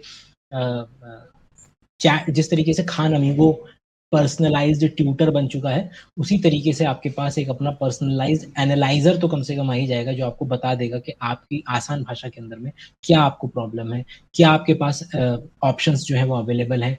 तो बिल्कुल, मतलब मैं बहुत तेजी के साथ इस चीज को बदलता देख रहा हूँ। डॉक्टर्स की पोजीशन अगले 5 साल में बहुत ज्यादा खतरे में बदल है, जाएंगे। और जो नर्स है उनकी नहीं है। क्योंकि हाँ। क्या हुआ था ना, जब हम मीचियो काकू की, अगर आप 2001 2005 की बुक्स जब पढ़ेंगे, 2007 10 तक की भी पढ़ लेंगे, तो उसमें वो व्यक्ति ये बस यही बोलता नजर आता है कि ऑटोमेशन ऑटोमेशन आएगा, ऑटोमेशन आएगा। लेकिन वही है, हम इतिहास के अंदर में ना प्रिडिक्टर उतने अच्छे रहे नहीं है कभी। हाँ। तो हुआ क्या कि एग्जैक्ट उल्टा हुआ। लोग कहते थे कि जितनी भी आर्ट वाली जो एरियाज हैं, जितनी भी गाने लिखने, म्यूजिक बनाना, पेंटिंग करना, मूवी बनाना, ये जो चीजें हैं, ये बाद में, बहुत बाद में रिप्लेस होंगी, क्योंकि ये आदमी के दिमाग से आता है, और दिमाग तो माइंड कितना ज्यादा आर्टिस्टिक है, उसको पकड़ना बड़ा मुश्किल है। तो लोगों को लगता था ये सबसे बाद में रिप्लेस होगा। और ओपन एआई हो ने चुका है। सबसे पहले बिल्कुल उल्टा करा। सबसे पहले जो भी आर्टिस्टिक वर्ल्ड था उसके ऊपर लात मारी गई, कि चाहे तुम्हारा मिड जर्नी से शुरू हुआ, मिड जर्नी, ओपन एआई, अब तो सोरा भी आ गया है। सोरा का वीडियो के लिए पूरा का पूरा, वो भी पूरी इंडस्ट्री तहस नहस कर दी गई है। तो जितनी भी आर्टिस्टिक वाली जो लाइन थी, वो पूरी की पूरी लात मार करके हटा दी गई है। तो अब डॉक्टर्स की जो पोजीशन है, मतलब केवल एमबीबीएस से शायद उतना अच्छा काम ना चल पाए, तो डॉक्टर्स की पोजीशन ज्यादा खतरे में है बनस्पत के नर्सेज की, क्योंकि नर्सेज को फिजिकली हाँ, असिस्ट करना है पेशेंट्स केयर को करना है, घरों के अफेक्शन करना है। हाँ, वो अंदर रोबोट से करना होगा है। नहीं। हाँ, वो उतना उतना जल्दी नहीं हुआ, बट एनवीडिया ने अपने लॉन्च कर दिए हैं। हाँ, हाँ, आपका हाँ, इसका टेस्ला का जो है मतलब आ गया है हाँ। पूरा का पूरा। तो वो भी ऑटोमेशन, लेकिन वो ऑटोमेशन पहले के इंडस्ट्री में जाएंगे, इधर तक आने में फिर भी कंपैरेटिवली थोड़ा समय लगेगा, क्योंकि इंडिया में, क्योंकि पॉपुलेशन ज्यादा है, तो यहाँ पर हमेशा लेबर हमेशा सस्ती रही है। तो उतना जापान जैसी कंपनी उसको मतलब जापान जैसी कंट्रीज उसको ज्यादा अच्छे से एंटरटेन करेंगे शुरुआती दौर में, क्योंकि वहां पर लोगों की कमी है, और वो वैसे भी हमेशा से ही एनिमे देखते रहते हैं। पॉपुलेशन पे बहुत ज्यादा ध्यान देते हैं। इंडिया में हाँ। क्योंकि लेबर क्लास, मतलब कि वो लोग जो कि, क्योंकि इंडिया में आदमी इनोवेशन पे इतना पैसा नहीं खर्च करता, क्योंकि उसको मालूम है कि यार मैं 6,000 रुपए में जो है बंदा पकड़ के ले आऊंगा, और वो 1 महीने के लिए मेरे पास काम कर लेगा। तो इतनी हुँ, दयनीय हालत हुँ, है हुँ, दिल्ली जैसे शहर में भी, 6-8 हजार हुँ। में भी लोग आपको काम करने के महीने भर के काम करने के लिए लोग मिल जाएंगे। तो लोग सोचते हैं कि मैं क्यों ही करूँ, 2 बंदे पकड़ लूंगा, पूरा महीना इनसे काम कराऊंगा, कहाँ मैं ये 10 लाख की मशीन क्यों खरीदूं। ओके। मेरा एक क्वेश्चन और है बस, उसके बाद मैं आपको ज़्यादा परेशान नहीं करूँगा। नहीं नहीं, मेरे को मे तो ये डर है मैं कि जैसे चार्जर अभी लेके हम आराम से बुलाया था, कोई नहीं, कोई नहीं। प्रॉब्लम नहीं। जैसे हमने एआई की अभी बात करी, तो क्या ऐसा कोई बायो वेपन बन सकता है क्या? जैसे मुझे लगता है कि फ्यूचर में जो वार्स होने वाले हैं, वो या तो साइबर वार्स होने वाले हैं, या फिर ये बायोलॉजिकल वार्स होने वाला है, जहाँ पे एक कंट्री एक ऐसा वेपन, जैसे कि कहा भी जा रहा था कि कोविड एक बायो वेपन है, वैसा कुछ बनाएगी और उसके बाद उसका इस्तेमाल करेगी सामने वाली कंट्री के ऊपर, अपने दुश्मन के ऊपर। तो क्या फ्यूचर का लगता है आपको कि ऐसा होगा, बायो वेपन बनाए जाएंगे, और कंपनीज जो जो कंट्री होगी वो पहले ही एंटीडोट बना के रखेगी उसका अपने सिटीजन्स के लिए?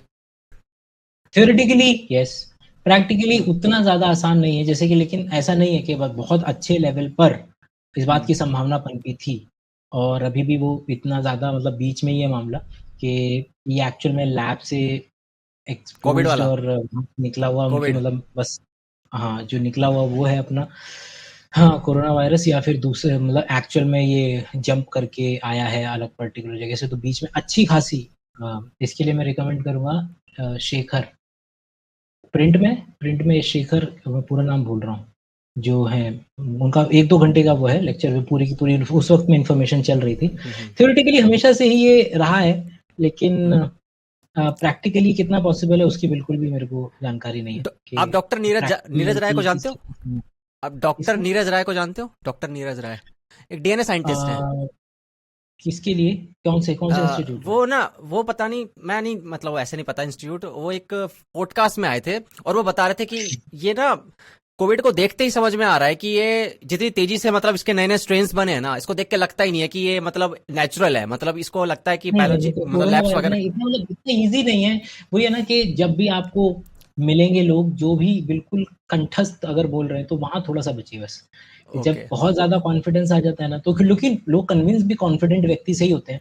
लेकिन जो इस लेवल की जो बातें होती है ना वो इतने कॉन्फिडेंट लेवल पर की ही नहीं जा सकती। ये केवल और केवल आप बैठ कर के हमारे पास दोनों तरफ से आर्गुमेंट बहुत अच्छे खासे हैं ले और जो पल्ला जो मुझे भारी लगता हुआ नज़र आता है वो ये वही जो यही वाला है जो सिवेट कैट मतलब चमगादड़ फिर सिवेट कैट और सिवेट कैट के बाद मतलब इंसान क्योंकि हमारे पास ये पहले से है, ऐसा नहीं कि ये हमारे पास पहले से नहीं हाँ था हाँ। कोरोना वायरस जो आपने उस वक़्त में भी देखा होगा। हाँ किताबों के अंदर में अरे इसका तो कोरोना वायरस का नाम तो बहुत पहले से है। वो हाँ। बहुत पहले से ही उसका वेरिएंट ही था जो अभी कोई नया वायरस नहीं था ये। हम्म हमेशा हम्म वेरिएंट्स ही क्रिएट होते हैं। मतलब आप इसका अंदाज़ा इस बात से लगाओ, ध्यान से सुनना। हम्म हम्म। थ्योरेटिकली बता रहा हूँ, ये चीज़ थ्योरेटिकली बिल्कुल पॉसिबल है। ओके। इंसान का जीनोम हम्म 100 है अगर 100% मैं 100 नंबर ले लेता हूँ। हम्म 100 में से केवल 2% डीएनए ही इंसान इस्तेमाल करता है प्रोटीन बनाने के लिए, ठीक है? ओके। बचा हुआ 98% डीएनए जो है, एक हाँ। ज़माने में उसको जंक डीएनए कहा जाता था, अब नहीं कहते हैं। ओके। लेकिन इसमें से भी 10 से 15% 12% जो है, वो डीएनए मालूम है किसका है? वायरस हम्म का डीएनए। हम हमारे से ज़्यादा वायरस हैं। वायरस है। हमेशा तुमने क्या सुना है? मैं तो 5 मिनट लूँगा बस इसके लिए। हाँ हाँ। हमने हमेशा सुना है कि एड्स का बचपन में पढ़ाते थे 8वीं 10वीं में शुरू हो जाता है। ये मेरी सेल है, मेरा वायरस आया, वायरस सेल के ऊपर बैठा, उसने अपना डीएनए डाला, डीएनए इस सेल के डीएनए में चला गया, तभी ओके। जाकर के कुछ हो सकता है सेल। हाँ हाँ हाँ हाँ हाँ। लेकिन किसी बंदे ने ये नहीं पूछा कि यार घुस तो गया है डीएनए, निकला कैसे? वाओ। घुस तो गया है ना, निकले और निकलता नहीं है। हम वही है अभी में। हमारे जो ये लिटरली पॉसिबल है कि कल को एक रिवर्ट म्यूटेशन होती है। क्या होती है? ये थ्योरेटिकल पॉसिबल है, थ्योरेटिकली ओके पॉसिबल है ओके ओके ओके। कि एक रिवर्ट म्यूटेशन होती है और एक हाँ। वायरस जो डायनासोर के ज़माने में जो श्रू एनिमल होते थे, मतलब डायनासोर के ज़माने में हम चूहे जैसे मैमल हुआ करते थे। उस हम्म। ज़माने का एक वायरस आज की तारीख में दोबारा से आ जाए, केवल वो एक रिवर्ट म्यूटेशन करके क्योंकि हम खुद 12% वायरस हैं। तो थ्योरेटिकल तो ये भी पॉसिबल है। आह, हम हमसे ज़्यादा वाओ। वायरस हैं। इसको हम्म। साइंस और लाइन्स बोलते हैं, अगर ओके। डिटेल में पढ़ना हो तो SINES LINES आपके ओके, कोई 3 बुक जीन रिकमेंड कर सकते हो मेरी ऑडियंस को? अरे! बुक तो बहुत सारी रिकमेंड हो सकते हैं। किस पर्टिकुलर टॉपिक पे? टॉपिक बता दीजिए आपके उस पे मतलब रिकमेंड जिसको मतलब बायोलॉजी में इंटरेस्ट हो, जिसको और जो बायोलॉजी में और बायोलॉजी मतलब में तो जानना जिनको चाहता आँख हो। बंद करके उठा लो। हाँ। हम्म। रॉबर्ट सपोल्स्की की बुक्स उठा लो। अगर मतलब कि बिहेव। मैं बोलता चला जाता हूँ ब्रेन से अगर जिस व्यक्ति को प्यार है ब्रेन में बड़ा प्यार आता है तो उसके अंदर में वी रामचंद्रन की जितनी किताबें हैं विराज माचंद्रन मतलब उनके लेक्चर्स देखिए।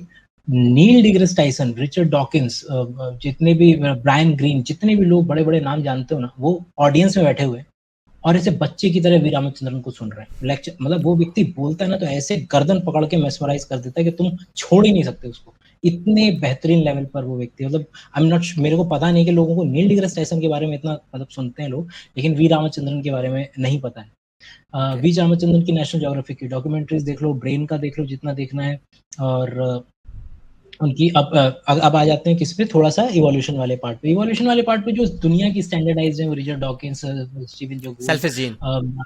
सेल्फिश जीन और मैट रिडली की द इवोल्यूशन ऑफ एवरीथिंग। ये मतलब ओके। कि ये केवल और केवल ये नहीं बताती है कि हर चीज़ में इवोल्यूशन कोई ऐसा लोगों को लगता है बायोलॉजी का कोई कॉन्सेप्ट है। हम्म। सॉल्यूशन जो बेसिक आइडिया है वो वर्ल्ड पे लगता है। वो इनएनिमेट ऑब्जेक्ट हो और कोई भी हो, ब्रेन हो, आइडियाज हो, मीम्स हो, कुछ भी क्यों ना हो। The evolution of everything Matt Ridley की बेहतरीन इवोल्यूशन के ऊपर में इसके अलावा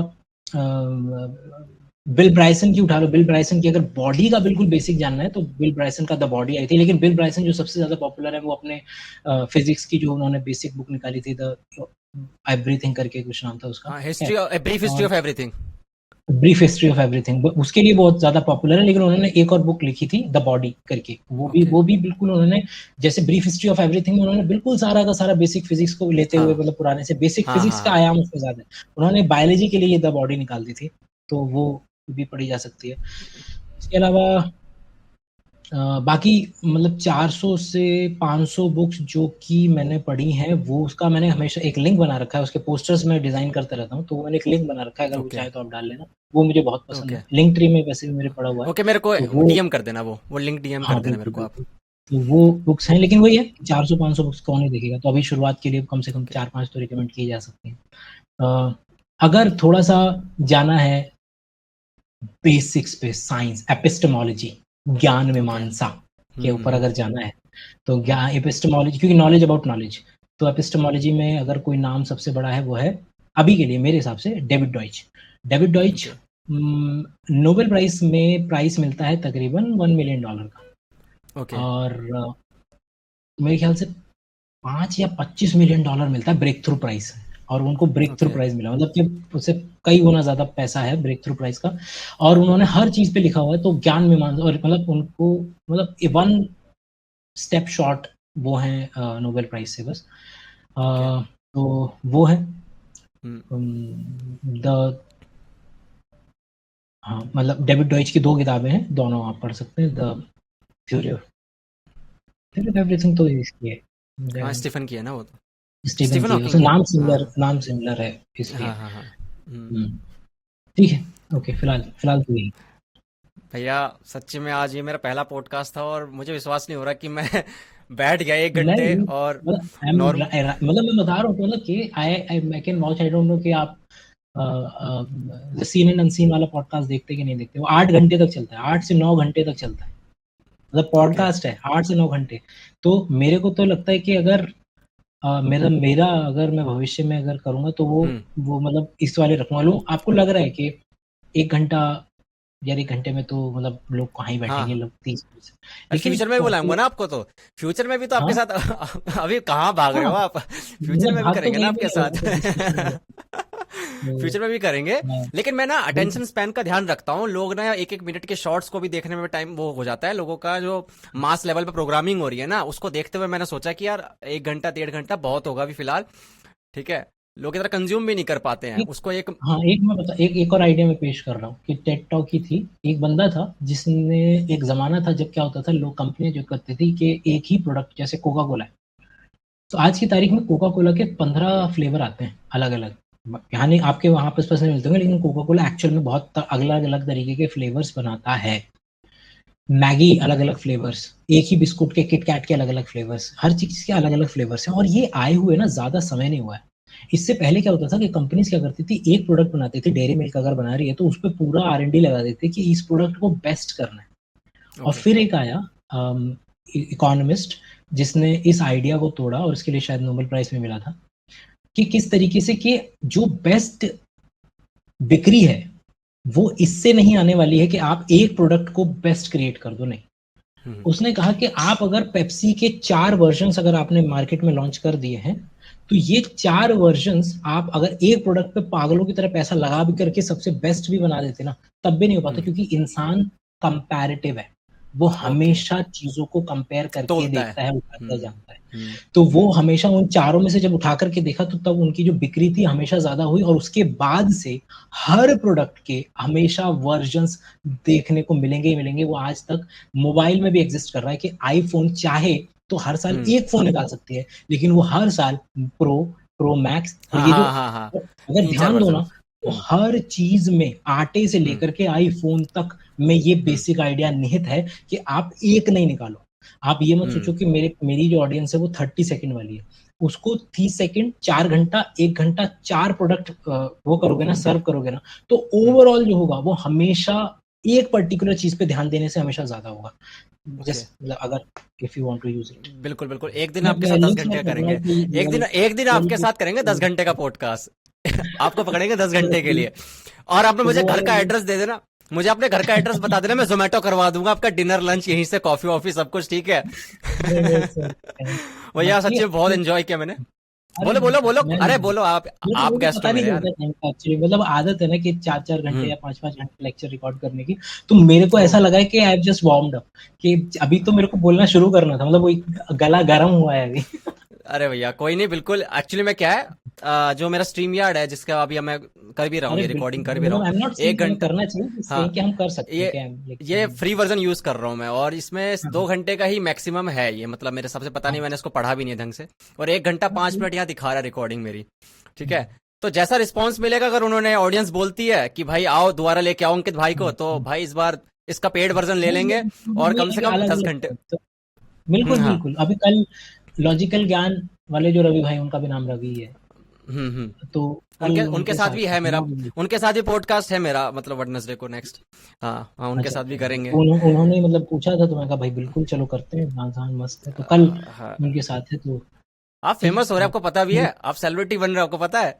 आपने साइंस इज डोप का जो सब रेडिट है ना प्रणब भाई का, वो हथिया लिया है आपने, ठीक हाँ मतलब है। हाँ, मतलब कि वो लगता है कि मेरे को, मतलब कि कोई है एक्चुअल में, वही है ना कि है नहीं दूसरा व्यक्ति कोई, दिस इज द हाँ। पॉइंट। और बाकी ये नहीं, हम्म। अगर मेरे 4 लोग भी अगर आ जाएंगे तो वो हम्म। तुरंत, मतलब वही है ना कि कंपटीशन नहीं है उधर, बस इतनी सी बात है। हाँ।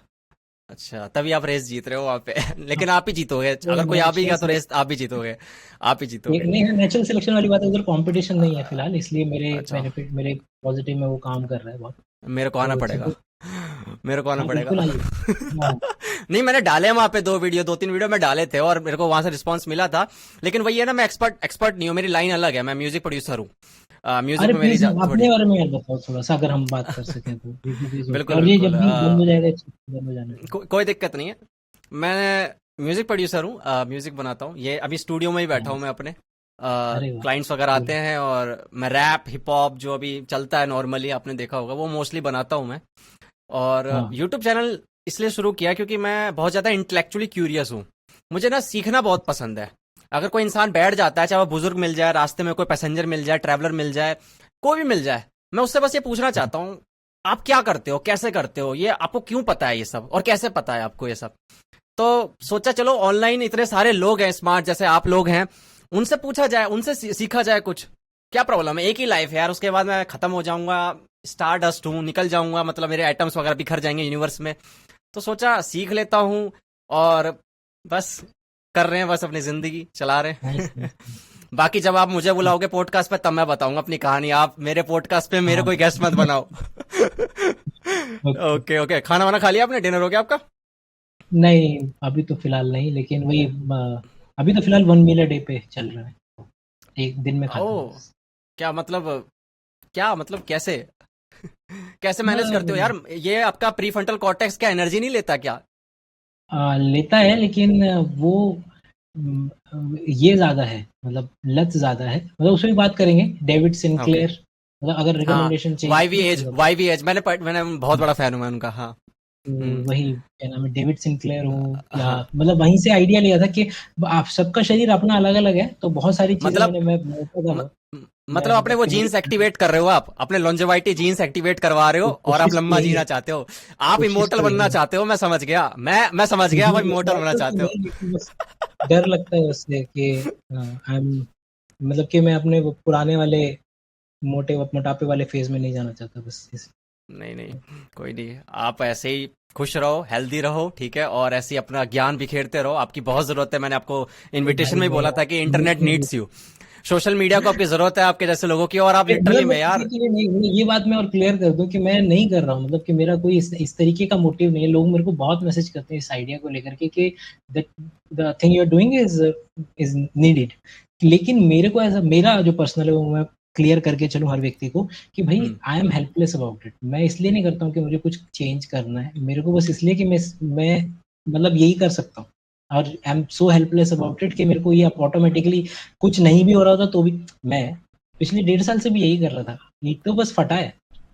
ओके। मैं 2016 से वीडियो बना रहा हूँ, वाओ। तो 2016 से अगर ये पिछले 100 दिनों के अंदर में ये फट गया है, तो बस ये बस एक आउटलाइंग इवेंट है, बस और कुछ नहीं। मतलब पैसे भी तो तो कमाने हैं, पैसे भी तो कमाने हाँ, हैं। वो तो एक पैरेलल नेसेसिटी है। अगर मुझे ये काम करना है तो मेरे लिए ये बहुत जरूरी है कि मैं एक मिनिमम ऑफ हम्म। सिक्योरिटी चाहिए ही मोनेटाइज चाहिए तो कि करना कल को पड़ेगा, मोनेटाइज तो करना पड़ेगा। कैमरा खराब होगा तो कैमरा दोबारा चाहिए होगा ना। बिल्कुल बिल्कुल। ओके भैया, बहुत अच्छा लगा आपसे बात करके, ठीक है। और ऐसे ही आप वेलकम वेलकम। मुस्कुराते रहो, आप बहुत अच्छे हो यार। मतलब आपके मैंने चैट देखा जिस हिसाब से आप बिल्कुल कह रहे थे नक्को रे नो सॉरी, आपने ऐसी मतलब मैंने देख, मैं बहुत नहीं ज्यादा नहीं, प्रोफेशनल हो रहा था, मैं बहुत ज्यादा प्रोफेशनल हो रहा हूँ, और हाँ मैं देख रहा हूँ ये अंकित भाई इतने चिल क्यों हैं। मतलब, हाँ ठीक है। तो एक्चुअल में प्रोफेशनल तो क्या ही होंगे, ओके मतलब ओके। वो ये ना कि लाइक माइंडेड के साथ, मतलब मैं वहां दूरी रखता हूँ एक कदम जहां मुझे लगता है कि मुझे दूरी बनानी है। अब यहाँ पर मुझे दूरी बनानी ही नहीं है तो मैं क्यों वो फॉर्मेलिटी रखूं। जहां पर प्यार हो गया फॉर्मेलिटी आपको। रखनी है वहां रखते हैं, ऐसा नहीं कि नहीं आपको रखते प्यार हैं। अब आपको चल बात कर से प्यार हो चुका है, मुझे पता चल चुका है। ओके भैया, ठीक है, अच्छा लगा आपसे बात करके, गुड थैंक यू नाइट। दोस्त, सेम ठीक है। हियर, बिल्कुल बहुत अच्छा लगा। ओके भैया। ओके थैंक भैया, bye bye bye bye. You, bye.